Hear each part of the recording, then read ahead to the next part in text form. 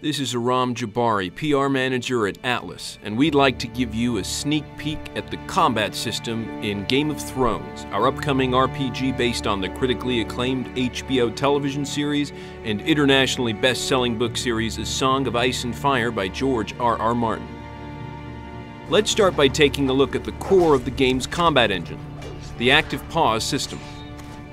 Game of Thrones is a fast-paced role-playing game where all combat, skill use, and item use happen in real time. When the pulse-pounding action becomes overwhelming, the player can slow down time to better make strategic decisions like giving allies orders or choosing to use some of their character's skills to help turn the tide of the fight. It's important to note that time can never be stopped outright, as it can in many other games. This serves to preserve the tension and urgency one would expect from fights in the Game of Thrones universe. As we mentioned, both of the main player characters, Mors Westford and Alliser Sarwyck, have unique individual classes with inherent distinct skills. Mors, a hardened warrior of the Night's Watch, can fight as a landed knight, a brutish hedge knight, or as a fierce Magnar. Alliser, a red priest, can fight as an archer, a sellsword, or as a water dancer. These different classes will determine the weapons and armor that Mors and Alliser can use.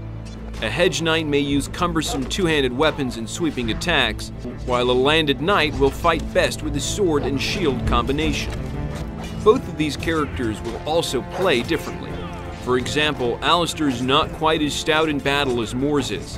When facing multiple enemies, Alliser will typically prefer to not stand and fight.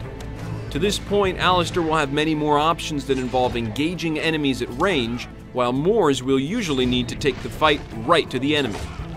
Perhaps you want to play as a water-dancing archer or an effective heavy-armored Magnar?